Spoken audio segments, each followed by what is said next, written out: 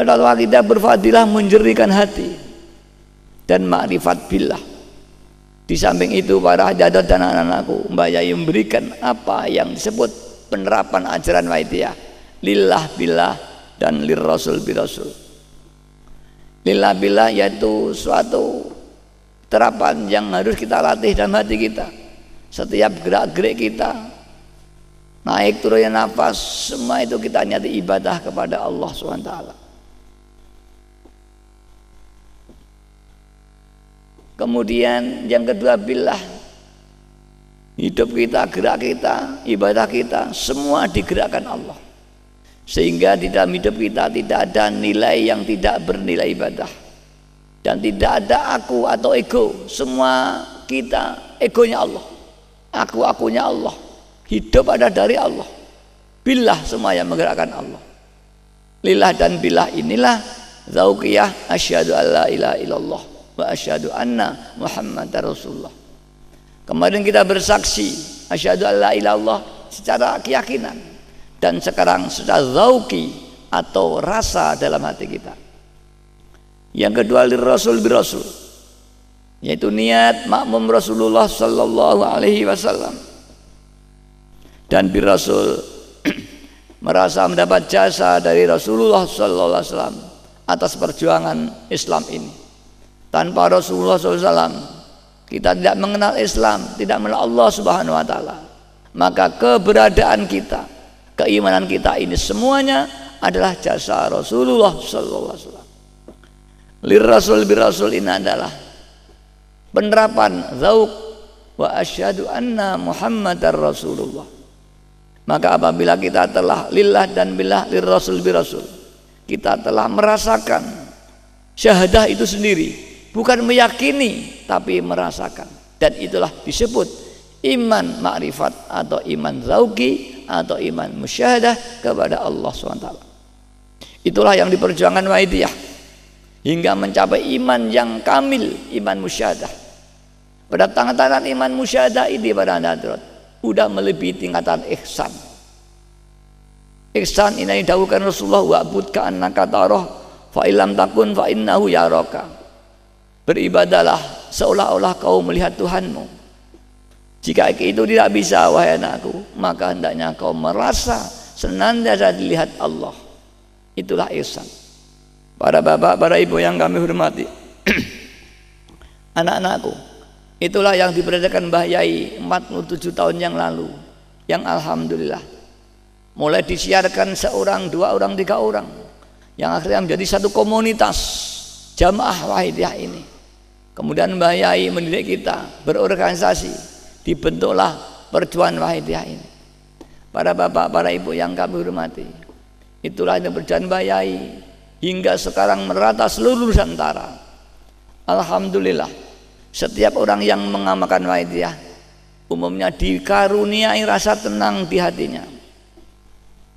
Tidak ingin kesana kemari, tenang, qanaah menurut apa yang diberikan Allah pada kita. Di samping diberi rasa tenang, diberi rasa iman meningkat. Iman meningkat bila kita meningkat. Di samping diberi keimanan yang meningkat, kita diberi fadl Allah. Kebutuhan-kebutuhan kita, kesulitan-kesulitan kita, baik menyangkut duniawiyah, menyangkut rumah tangga, menyangkut ekonomi, menyangkut pekerjaan, alhamdulillah umumnya oleh Allah diberi kemudahan-kemudahan dengan syafaat Rasulullah sallallahu alaihi wasallam. Maka tidak heran, wahai anak-anakku, umumnya ayah-ayah kita dulu atau pengamal datang kepada Wahidiyah ini umumnya karena ada persoalan. Ada persoalan anaknya nakal, ada persoalan rumah tangga, ada persoalan ekonomi, ada persoalan apa saja, hingga akhirnya mengamalkan Wahidiyah. Yang akhirnya alhamdulillah banyak yang beri ijabah, dan dia akan sadar fafiru ilallah wa rasulih sallallahu alaihi wasallam. Dan alhamdulillah anak-anakku telah merata di seluruh Nusantara Wahidiyah ini. Di Iran Barat sudah semua ada, di Iran Utali, di Nabire, di Fakfak, di Manowari, alhamdulillah. Kemudian di Sumatera sudah sampai di Aceh. Kemudian di Bali, alhamdulillah pengamal kita di Bali ada, di Badung, di Kelungkung, di Denpasar, di Singamaraja, Bahkan alhamdulillah saudara kita yang asli Bali yang masih Hindu ada lebih 30 kalau 40 orang ikut mengamalkan sholat Waidiyah. Mungkin ini sebagian ada yang sudah di tengah-tengah kita kemarin hadir di Mujadala Kubro. Beliau menerima ada sholat Waidiyah, alhamdulillah, dan umumnya dikaruniai akhlak yang baik, bahkan akhirnya menjadi seorang muslim yang taat, yang karena kesadaran sendiri. Anak-anakku yang kami sayangi, perjuangan Waidiyah yang diberikan Mbak Yai merata seluruh lapisan masyarakat, dari orang tua sampai ibu-ibu, sampai remaja dan kanak-kanak kita. Ada satu pembinaan di kalangan orang tua dengan jamaah-jamaah Waidiyah. Itu setiap minggu ada jamaah ibu-ibu, ada jamaah remaja, dan ada jamaah kanak-kanak. Maka dalam Mujadala Kubro ini ada gelombang bapak-bapak di malam Jumat, gelombang ibu-ibu tadi malam, gelombang remaja sekarang, gelombang kanak-kanak besok pagi. Kanak-kanak datang semua ribuan anak-anak dari TK sampai SD anak-anakku. Mungkin Anda dulu ada yang merasakan ketika kanak-kanak Waidiyah yang sekarang berubah menjadi remaja Waidiyah. Kemudian pada Hadrat serta ada pembinaan seluruh lapisan masyarakat, Waidiyah meningkat. Persoalan perjuangan Waidiyah mulai ada menangkat soal pendidikan, soal dana perjuangan, dibentuklah suatu sistem perjuangan Waidiyah yang sekarang kita kenal dengan Yayasan Perjuangan Waidiyah. Di mana Yayasan Waidiyah ada departemen-departemen, ada departemen pembina wanita, pembina kanak-kanak, pembina remaja dan bapak, ada departemen keuangan, ada departemen koperasi, ada pendidikan pendidikan dan sebagainya, yang kesemuanya secara organisasi punya underbo sampai di daerah-daerah. Anak-anakku yang kami hormati, pendidikan kita kamu tahu sendiri, sudah ada TK di Nusantara, sebentar lagi SD, bahkan kita di Kedung Lu sudah ada TK, SD, SMP sampai perguruan tinggi. Yang tadi pagi kita ada wisuda dari Setis dan Setia Waidiyah. Setis angkatan keempat dan Setia mungkin angkatan ke-8. Alhamdulillah, lembaga Waidiyah ini semua sudah diisi dari alumni Waidiyah. Di Nusantara ini alhamdulillah sudah merata. Anak-anakku yang kami sayangi, itulah yang diperjuangkan Mbah Yai, yang mungkin kamu tidak menangi apa proses perjuangan ini. Anak-anakku yang kami sayangi, perjuangan ini intinya adalah soal kesadaran kepada Allah. Maka tidak ada artinya apapun yang kau capai jika hati kita lupa kepada Allah Subhanahu wa taala. Iman musyahadah lillah dan billah ini anak-anak diterapkan setiap saat, setiap detik, setiap nafas naik turun. Kita melihat, kita niat ibadah kepada Allah. Kita datang di pengajian, kita niat ibadah kepada Allah. Kita makan, kita minum, kita tidur, semua kita niat ibadah kepada Allah. Kita bersekolah, kita bermasyarakat, kita bernegara, kita berumah tangga, semua kita niat ibadah. Jika ini sudah kau niati ibadah semua anak-anakku, maka semua hidup menjadi ibadah. Jika sudah menjadi ibadah, ini cocok dengan apa yang dikehendaki Allah SWT.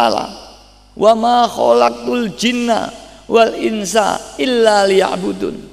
Aku tidak menciptakan bangsa jin dan bangsa manusia melainkan untuk ibadah kepadaku. Jadi perlu diketahui, yang diwajibkan oleh Allah, makhluknya Allah untuk ibadah ini manusia dan jin. Bahkan disebut dulu jin.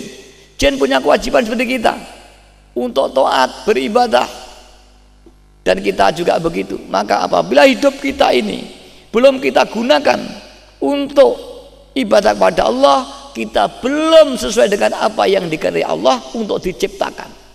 Kita dilahirkan liya'buduni, untuk ibadah kepadaku. Kalau kita makan hanya karena lapar, berarti ini tidak karena ibadah pada Allah. Kita bersekolah hanya karena ingin punya ilmu, ini tidak ibadah Allah. Kita tidur hanya karena kantuk, bukan karena perintah Allah. Kita mandi dan sebagainya, itu semua sia-sia.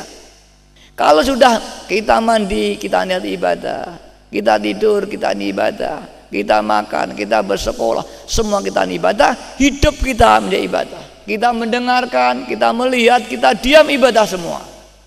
Semua catatan akan jadi ibadah semua. Yang kedua, billah. Kita bisa lillah, bisa ibadah, bisa melihat, bisa ambekan, bisa makan. Ini Allah yang menggerakkan.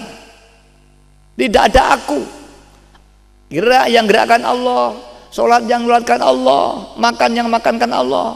Kita melihat lampu, kita dilihatkan Allah. Lampu yang menciptakan Allah. Kita makan, digerakkan Allah. Nasi ini Allah yang menciptakan. Sehingga tidak ada yang wujud, tidak ada yang punya esensi kecuali Allah itu semu sendiri. Semua tidak ada nilai, wujudnya wujud semu. Maka kalau Sunan Kalijaga menggambarkan seperti wayang dengan dalangnya. Apabila kita sudah mencapai ini, tidak ada kekuatan selain Allah, geraknya gerak Allah, maka kita akan mencapai iman yang murni, tidak ada syirik di dalam hati kita sedikit pun. La in syaraka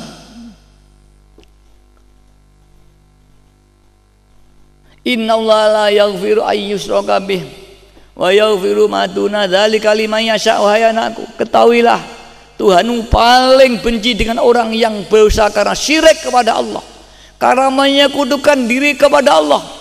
Allah disekutukan dengan dirinya sendiri, Allah disekutukan dengan makhluk. Allah punya kekuatan, kita punya kekuatan. Allah punya ilmu, kita merasa punya ilmu. Allah punya kekuatan, kita makan, merasa makanan bisa kenyang, bisa menjadi sembuh. Ini syirik para hadirat. Sembuh dan kenyang Allah yang memberi. Kita bisa hidup, kita bernafas Allah. Kalau ini kita aku, nafas kita syirik. Kita punya ilmu, kalau kita aku punya ilmu, kita syirik. Kita datang di tempat ini, kalau kita merasa datang dengan diri kita sendiri, syirik. Karena semua itu yang menggerakkan Allah Subhanahu wa taala. Dalam Al-Qur'an disebutkan, wallahu khalaqakum wa ma ta'malun. Allah lah yang menciptakan kamu. Kamu yang menciptakan Allah, bukan ada dengan dirinya sendiri. Dan apa yang kau perbuat, perbuatanmu, gerakmu itu Allah yang menggerakkan, bukan gerakmu sendiri.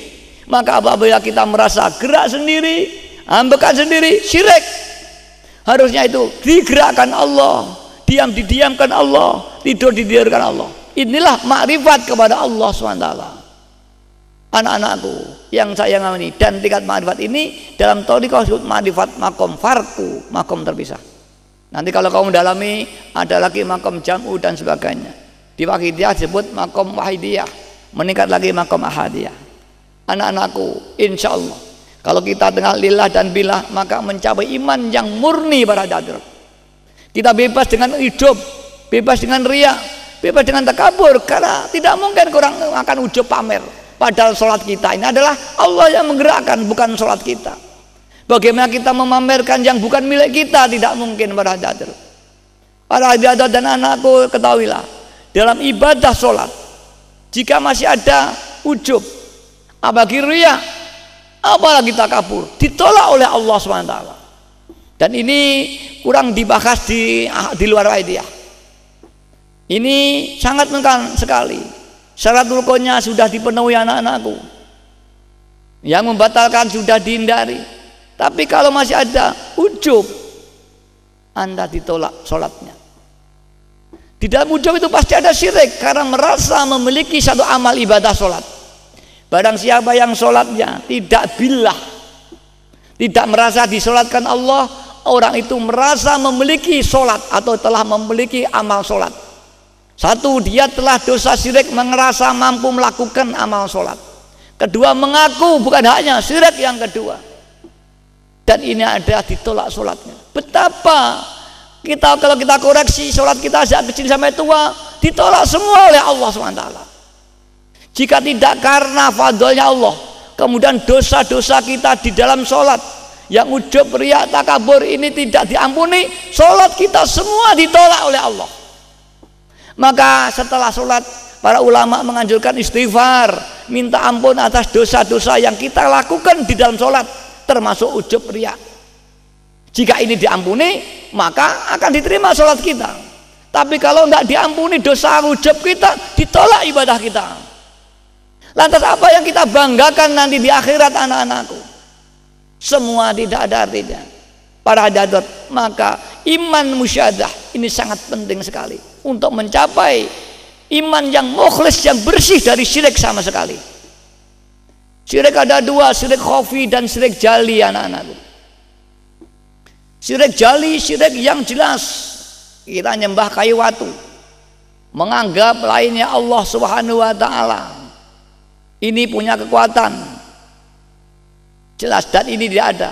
Syirik khafi anak-anakku, tidak menganggap lainnya punya kekuatan, tapi diri kita merasa hidup, diri kita merasa punya ilmu, ini sama dengan syirik mengaku jadi Tuhan anak-anakku. Namanya syirik khafi. Anak-anakku yang saya sayangi, begitulah perjuangan Mbak ikut Tafsirah, dan kamu sekarang alhamdulillah sudah merasakan perjuangan Waidiyah. Kamu sudah masih anak-anak, bahkan masih kanak-kanak dulu dilibatkan perjuangan.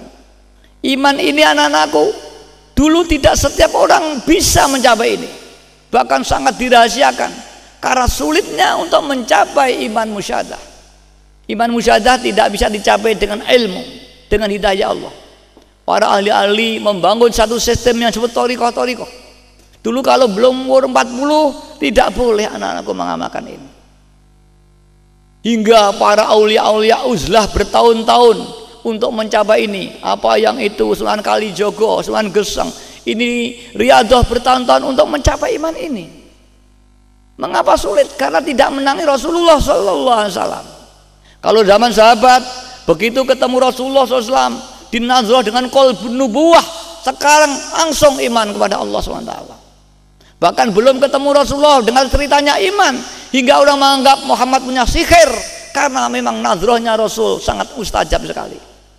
Karena pada zaman itu akhirnya Rasul tidak ada, wafat, sulit untuk mencapai ini, harus bertahun-tahun Riyadhah seperti Sunan Kalijogo. Alhamdulillah setelah Mbak Yai mentaklif Salat Waidiyah, sekarang anak-anak pun diberi pelajaran iman musyahadah ini, yang dulu tidak mungkin. Tanyakan pada nenek dan ayahmu anak-anakku. Anak-anakku, begitulah fadlnya Allah yang diberikan pada kamu semua. Bahkan kamu bukan hanya diberi, dilibatkan berjuang apa yang diperjuangkan para nabi-nabi. Nabi-nabi diutus oleh Allah hanya memperjuangkan iman musyahadah ini. Dengan kamu anak-anakku, anaknya orang biasa, bukan anaknya nabi, bukan anaknya wali, bukan anaknya siapa. Kamu diberi soal iman musyahadah, bahkan diperkenankan ikut berjuang di belakang beliau-beliau ini anak-anakku. Ini satu fadl yang luar biasa. Ibarat kamu anak orang biasa, kemudian kamu terpilih ikut menjadi paskibraka di Istana Negara. Betapa kau bangga dan mulianya. Tidak setiap orang bisa ikut paskibraka di Istana Negara. Tidak setiap orang bisa ikut perjuangan wafiru ilallah wa rasulih sallallahu alaihi wasallam. Banyak yang sampai mati tidak mengenal wafiru ilallah subhanahu wa ta'ala.